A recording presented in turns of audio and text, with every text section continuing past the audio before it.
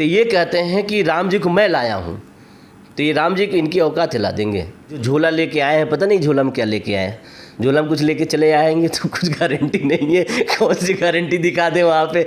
झोले में एक प्रमाण पत्र लगा के गारंटी दिखा दें, वहाँ के डीएम एसपी सब तमाम लोग जो हैं। और समाजवादी पार्टी कितने सीट ला रही है उत्तर प्रदेश में, आपके विचार क्या हैं? एक छोड़ के पूरी। एक छोड़ के मतलब? समझ लो, एक छोड़ के पूरी आएगी। एक में बहुत बेईमानी होगी ना, इसलिए उसको नहीं ले रहे हैं। जो आप ये बोल रहे हैं एक सीट पे, इस बार तो कहा जा रहा है वहाँ भी चुनाव दिलचस्प है, क्योंकि महामंडलेश्वर की जो नेता हैं वो आ रही हैं, आपके कांग्रेस के अध्यक्ष हैं उत्तर प्रदेश के तमाम, तो फिर वो क्यों नहीं? नहीं, इंटरेस्ट तो रहेगा, लड़ाई रहेगी। इस लोकतंत्र में सबको अपना अधिकार है लड़ने का, मगर जान ही रहे हैं ना कि जो झोला लेके आए हैं, पता नहीं झोला में क्या लेके आए हैं। झोला में कुछ लेके चले आएंगे तो कुछ गारंटी नहीं है। कौन सी गारंटी दिखा दें वहाँ पे?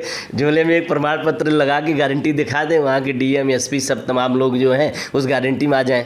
तो इसलिए जो है एक छोड़ के। तो राम मंदिर है, 3 तलाक है और सीए है, तमाम जो इनके कानून है इस पर ये वोट मांग रहे हैं और अब की बार 400 का पार नारा लगा रहे हैं।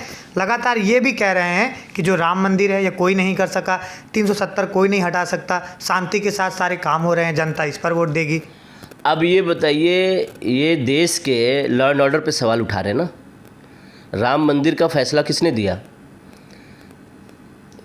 देश का जो हमारा न्यायालय है उसने दिया ना।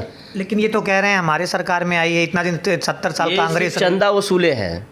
आपको बता दें विनय जी, आप देखिएगा तो उसमें भाजपा के कार्यकर्ता, सांसद, विधायक जितने थे वो लोग जो है पर्ची राम के नाम से पर्चा छपवा के चंदा वसूले हैं। वहाँ पे विरोध हो रहा है। अयोध्या के जितने भी ट्रस्ट वाले लोग हैं उन्होंने विरोध किया कि हमारे ट्रस्ट में इतना पैसा पहले से पड़ा हुआ है कि जितने से हम मंदिर बना लेंगे, आपने चंदा वसूल के कहाँ दिया?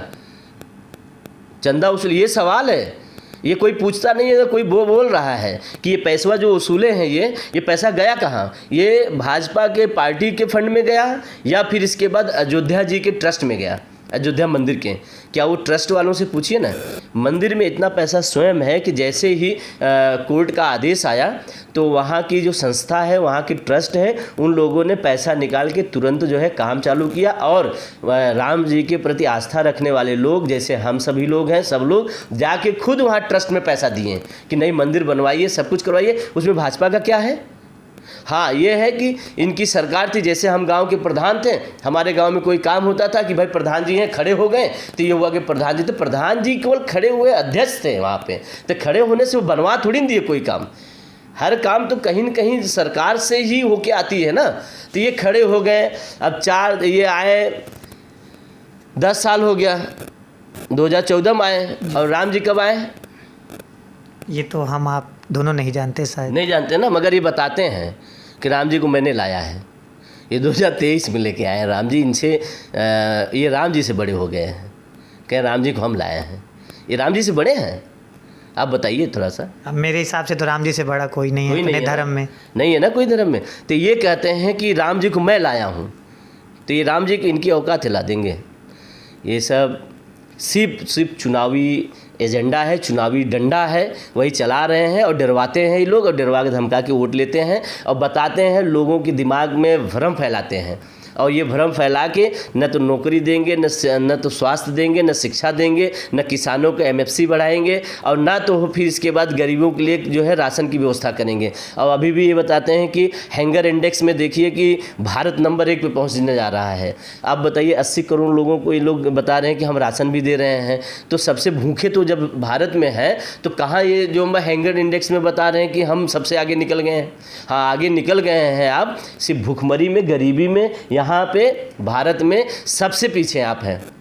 देश में सबसे ज़्यादा जो गरीबी स्थिति आपने लाके खड़ी कर दिया है। सबसे ज़्यादा गरीब हो गया ये भारत आपके आने से। लेकिन आपके इंडिया गठबंधन में अभी भी कोई प्रधानमंत्री का प्रबल दावेदार नहीं है। इसमें भी कई बहस चल रही है। कोई सबसे ज़्यादा अगर सवाल जनता से पूछा जाए तो यही कहता है कि विपक्ष पार्टी में तो कोई कैंडिडेट ही नहीं है प्रधानमंत्री का, हम किस बेस पर वोट करें। प्रधानमंत्री जी जब आए थे यहाँ चुनाव लड़ने प्रधानमंत्री का, तो पहले क्या थे? वो मुख्यमंत्री थे ना जी। तो यहाँ पे कई मुख्यमंत्री हैं। यहाँ पे अखिलेश यादव मुख्यमंत्री हैं, तेजस्वी उप मुख्यमंत्री हैं, मायावती जी भी मुख्यमंत्री हैं। ये मत सोचिए कि मायावती बाहर हैं, वो भी आएंगे, वो भी प्रधानमंत्री बनना चाहती हैं।